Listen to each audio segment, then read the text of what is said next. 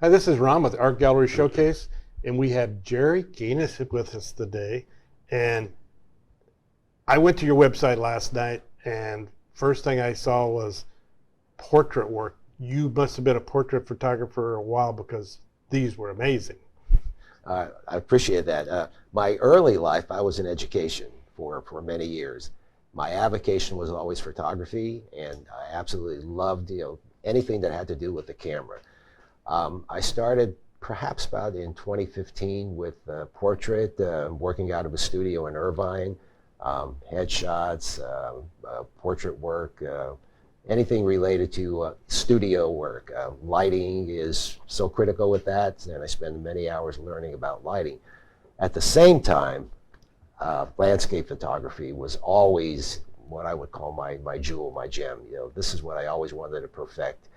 And I really then started to spend from about 2017 on, a lot of extra time really perfecting what can be done with photos in Lightroom and Photoshop, as well as training the eye for, what is the composition that I want. And I was always looking for the unique, something different. And that is what I believe that I've accomplished, especially when I brought my work down to Art Affair to show the public. And I've had so many people come around to my booth and say, wow, that is so different. And so many were saying, that looks like a painting. And that is what I was trying to actually get out of my work, is to actually show what is there, what is the idea of art in photography. And I think when we talk about photographers, the photographer wants to create that moment, that emotion, and that's what the capture they're looking for. Exactly. They have to get an emotion out of somebody when they look at it. It's like sadness or whatever, but that's what they're trying to capture. A lot of artists talk about composition, and I think photographers, it's an emotion. You're absolutely correct. As we'll see in some of my images, when I look at it, I try and create whatever I see, and I may be seeing something that's peaceful. I may see something that's exciting to the eye, that will bring happiness and joy. Each time it's different, and it all depends on the location I'm in and what I see in that particular object. Well, let's look at it. Okay. This first piece, orange again. That's my lucky day today. Yeah. It's actually one of my favorite colors as well.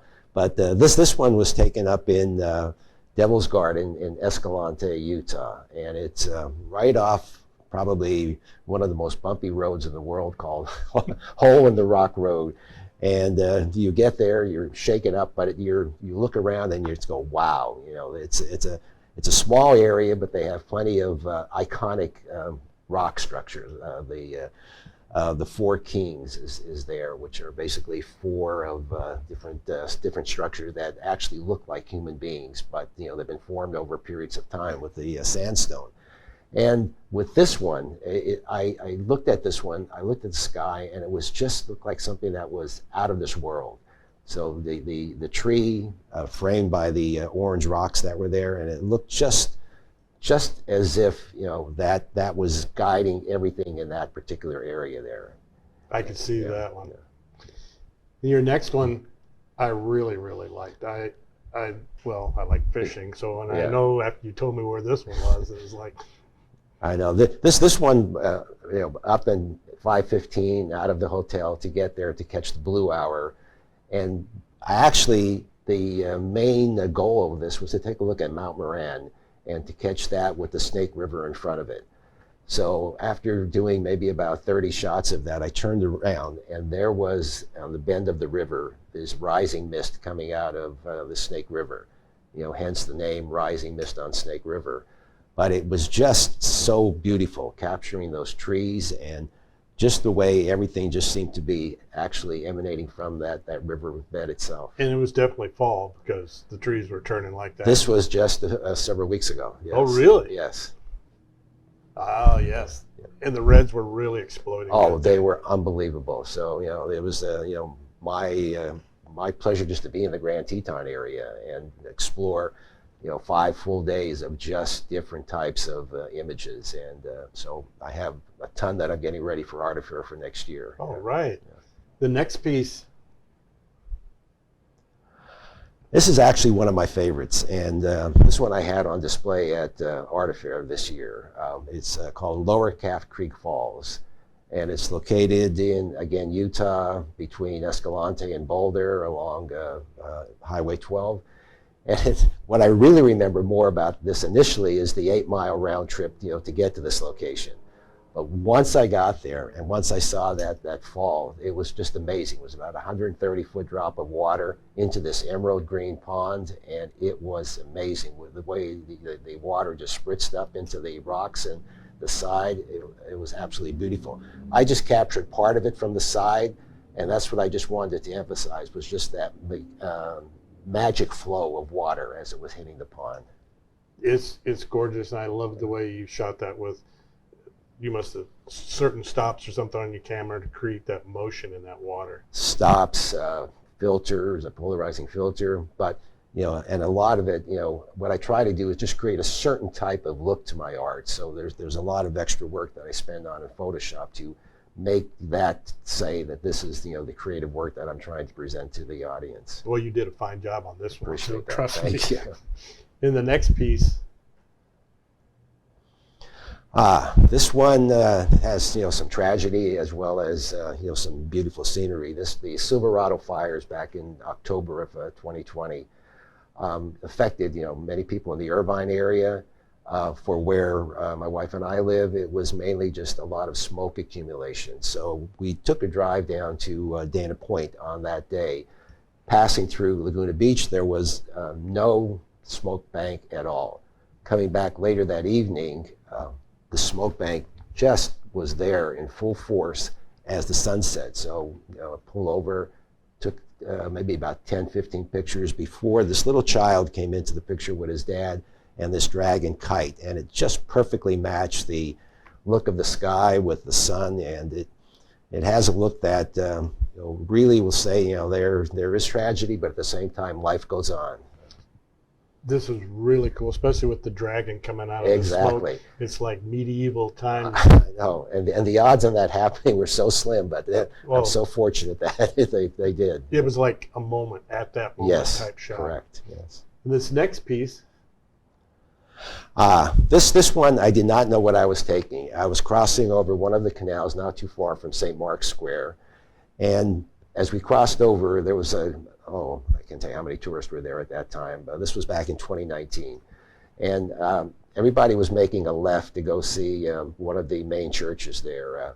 So I took a right, looked underneath, and across from me was this image. And it just was talking to me that you need to take this picture, and I couldn't resist. So, I took the picture, and I did some research on it, and the research actually said in May of that same year I was there, sometime during the night, Banksy was there painting on this deserted building. And it was something where he actually, did the child, a refugee, water at the feet, wearing some type of life jacket, holding a torch saying, "Help me, save me." And it was inspired. I sold several of the copies of this down at Art Affair, and I could have sold more if I decided I wanted to print more. And what happened was, I was there in October of 2019. In November, they had their worst flooding in 50 years. So I've seen some images of this back in November of that time period, where water was halfway up the building. whoa. Which really, kind of cemented the fact that here we had this refugee child in a life jacket asking for help. That's It was- spiritual. It was at that moment. amazing. It was amazing. This next one, this one here really sings to me because being ex-military, Yeah. and I knew exactly where I was the moment this happened, and it's Yes. definitely an emotional piece. Yeah, I was in New Jersey when this actually happened that day, and this is on Liberty State Island Park in New Jersey, and it's a memorial that honors everybody in New Jersey that passed away on that day. 4-inch high letters, brushed aluminum walls, and there's significance to everything. Even the length of the monument, 210 feet, the same size as the width of each of the towers. And what I really like about this one is that at night, the reflection of Manhattan off the Hudson River onto the walls of the monument, and gives that colorful glow, but it's also facing where the Twin Towers actually were located. And if one looks closely on this one, they see an image that's just white and almost looks ghostly coming out of the wall, that's just looking at probably one of the people that he didn't know, the name that was there on the wall. It created, I had this one also down Art Fair this year, and it created a lot of energy in the people that were looking at it, as well as I really need to have that one.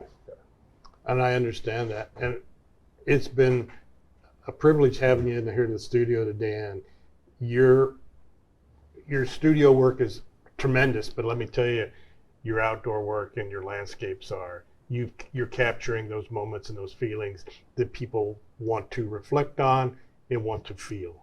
And it's been a pleasure talking to you. It's been great looking at your art.